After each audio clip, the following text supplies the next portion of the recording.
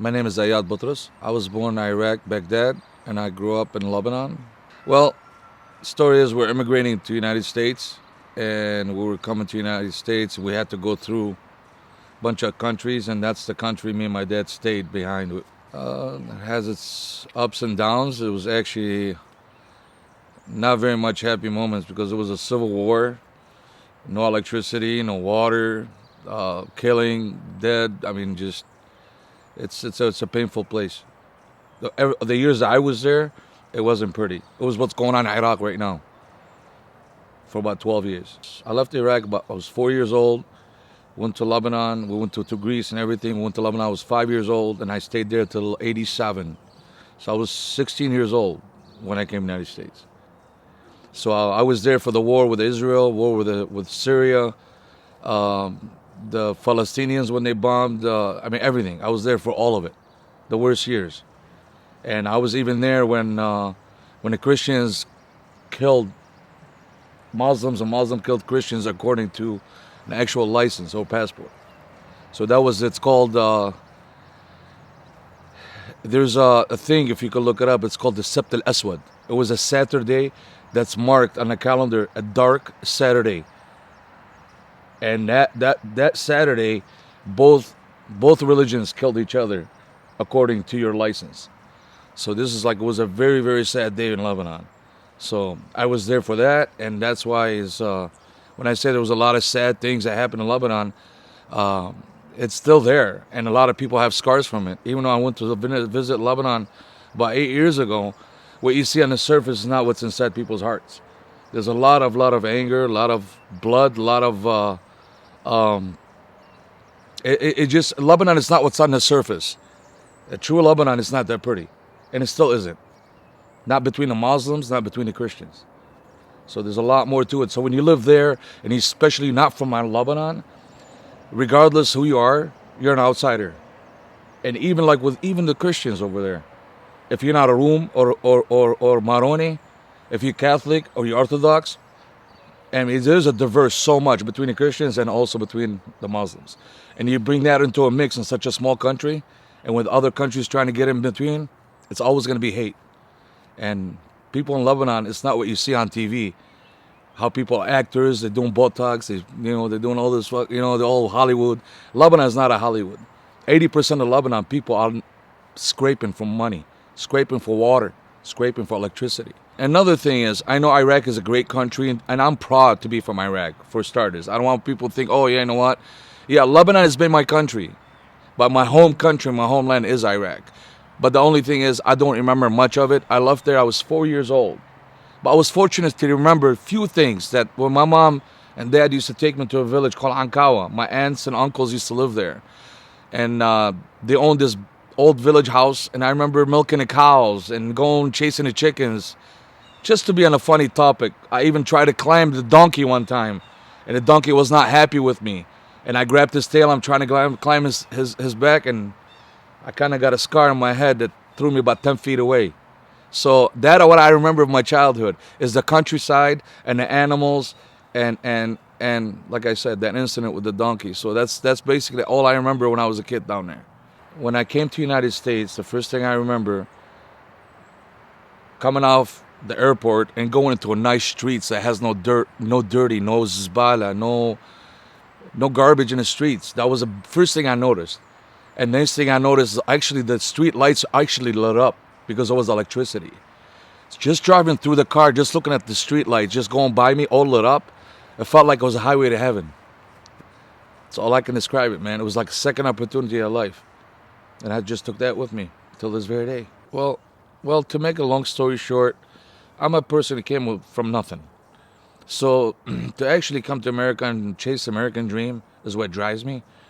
And even here, I don't have a big family. So since day one, I was able to just depend on myself and my skills. And my dad overseas, he kind of gave me a lot of skills growing up. How to be a carpenter, how to be an electrician, how to work on cars, how to be a mason. So he drove all these qualities into me because he told me, son, one day you're going to find out that if you don't have too much education, you got to have skills to survive in life. So that kind of rang a tone to me throughout my life. And well, it's like this. For a guy like me that came from nothing, and started with nothing, with very minimum support, to actually have a chance to live in Rochester Hills, which is, everybody knows, it's such a nice community, schools and everything. And today, I have another piece of property that I could be very proud of. That's, to me, that's American dream. And I was able to bring it here, and I'm proud of it. Everybody that knows me really well, they know that I don't back down from any challenge. You know, and everybody, some people think I'm out of my mind. But my daddy raised me to take challenges head on, no matter how tough they get, no matter how late you finish the race, you got to finish the race.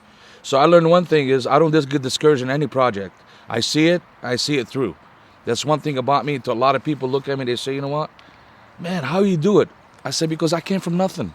That's what drives me. And to have something, to me, to you, it's probably a house that's old, that's, you know, why are you working so hard? I don't care. This is what I'm building something that's got my name on it, and it's going to be me. There's a difference between a house and a home. See, when you build something with your own hands, becomes a home, becomes a sanctuary that you gave it birth.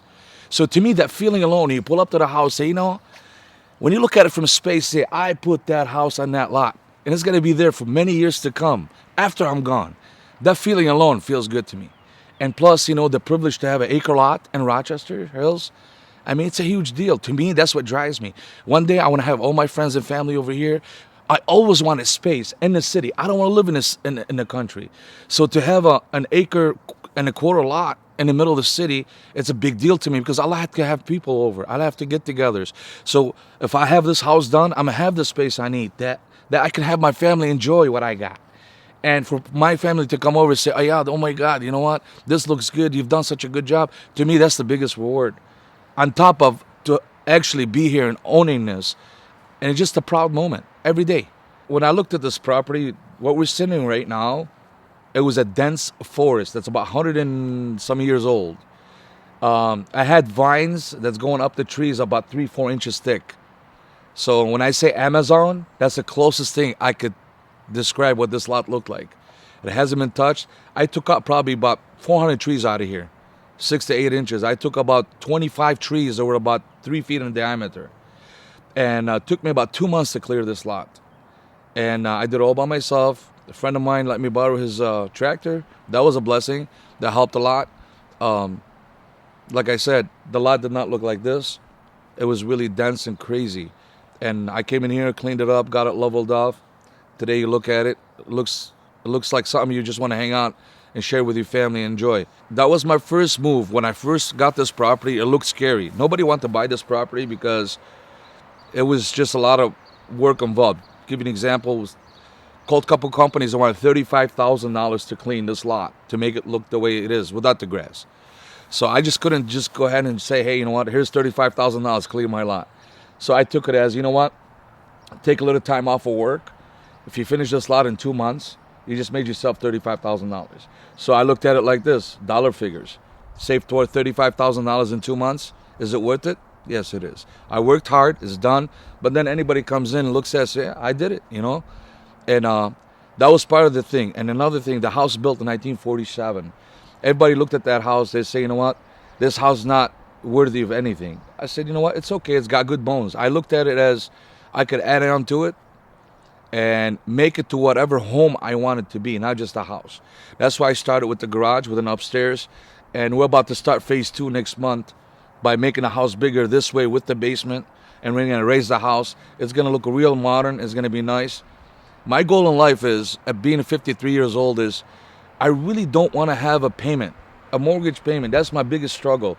I'd rather not do anything, because my goal is in about 2-3 years, I don't want to have no mortgage. I just want to enjoy a home, and I want to enjoy vacations. I want to be able to travel. I want to be able to live the last 10-15 years of my life, whatever the Lord gives me. So by me building this house and finishing it now, my goal is to be able to actually live and enjoy America, not just work in America and chase a dream. My dream is to have this done and not have a mortgage. And by not having a mortgage, I can actually enjoy life. And a lot of people look at me and say, man, you know, why you work so hard? You just buy your house off a new house. Yeah, I could. But you could also have a 30-year mortgage at $2,000, $3,000 a month. That's very easy to do. I could get approved for it tomorrow. I do it because I can. If you have a skill, you're a writer, You have a skill to write a book. Why would you go pay someone to write your book for you? I'm skilled to build. And when I build, it gives me joy. So the joy is a bonus. And that's why I do it. And a lot of people, they're not going to see it until it's done. I've done one project in Rochester, my other house. I put an addition on it and everything. But this is a whole nother level. This, to me, that's a mammoth. But it will be done. Like I said, the house built in 47. And it's got a basement. I always, growing up, I always wanted an acre lot. I didn't want, that's why I stayed at my house for 27 years. I watched people in my family move 10 times in 15 years.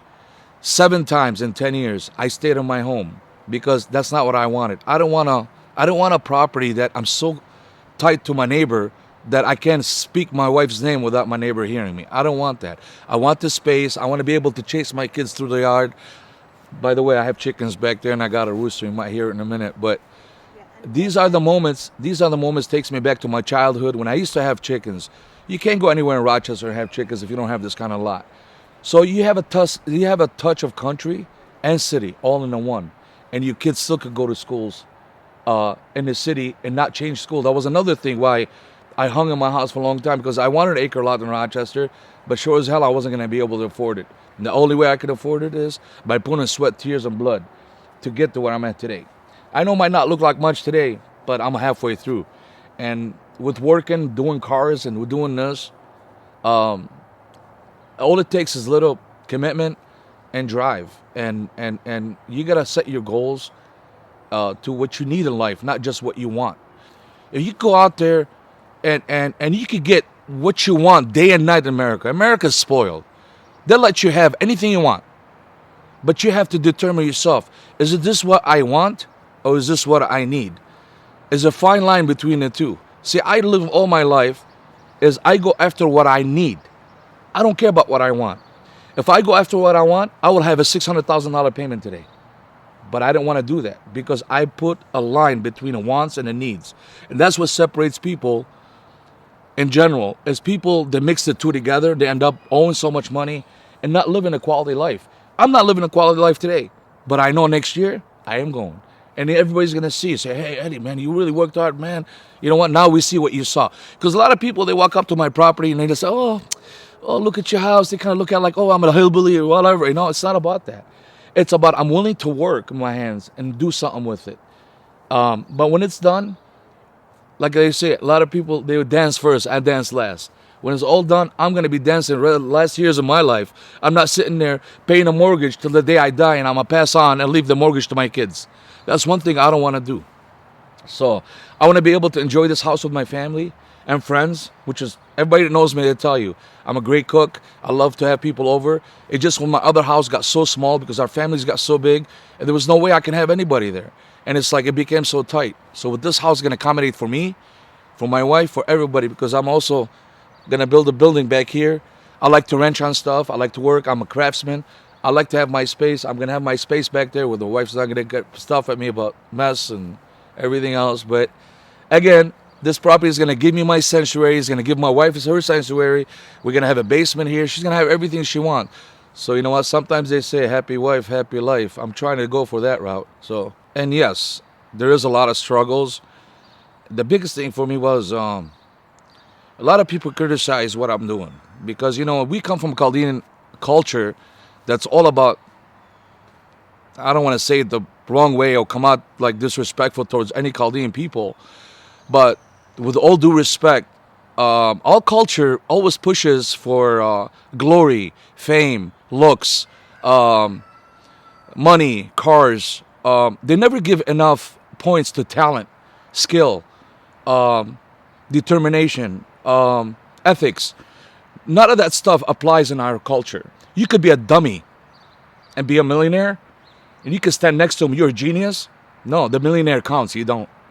So this is a struggle I'm up against, because all my life I grew up with people.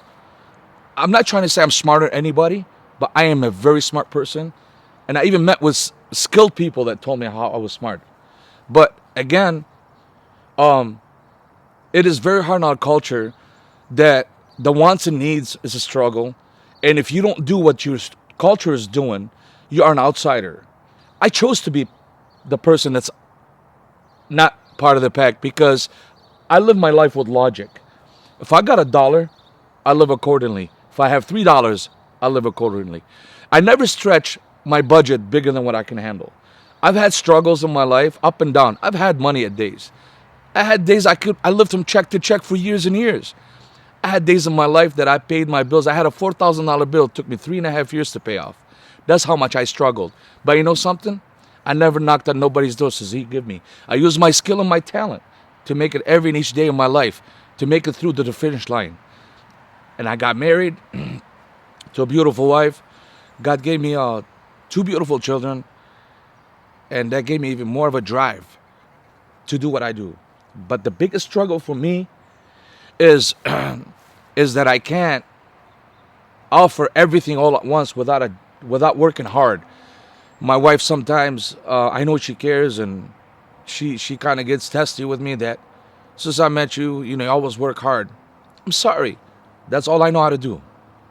And if I'm going to work hard and get my family to a place of safety, to a place of no struggle, I'm going to do it. You know what? She probably gets it from people too. Why is your husband working so hard? Since we've known him, that's all he does. He builds. I'm sorry, if you marry a farmer, that's all he knows how to do. He's going to wake up from sun up to sundown. He's going to be plowing that field. He's going to be bringing and baking home every day. That's who I am. I'm not the rich Chaldean guy out there. I'm not the guy who wears a Rolexes. I'm not the guy that got married and says, I have this and I have that. No. I'm just an average American, man. I'm an average Chaldean. I just want to survive and live accordingly. And I'm not ashamed to say, you know what? I wear shoes that's $20. I don't care. So to me, what brings me the biggest joy is not what people think of me. That's the difference between me and a lot of Chaldeans, friends of mine, or especially family. That what people think of me, my status, it means nothing. It means nothing. Because my biggest thing is what I think of my own self. And when I go to put my head on the pillow every night, I know I've delivered 110% of my day to my family and my friends. And the people that see what I do, those are my true family. And the people that appreciates what I do, those are my friends. And I have a lot of people out there that they look at me because they're lazy. They will not do the quarter what I do. They criticize what I'm doing. And that kind of hurts me because I put my passion in my heart what I do. I'm a very content person. Anybody who knows me, they know I'm a person of very content. I always look at my life as a hat. If you give me a glass and it's got this much water in it, my outlook on life is that glass is always half full. And I always thank the Lord for that because you know what? Every given moment, every day of my life, when I roll out of bed and put my shoes on with nobody's help, it's a given. That gives me the drives alone. And being content and looking at that cup half full every day and have the blessing from the Lord to be able to go out there and keep it half full. Doesn't have to be full. But I never look at that cup half empty.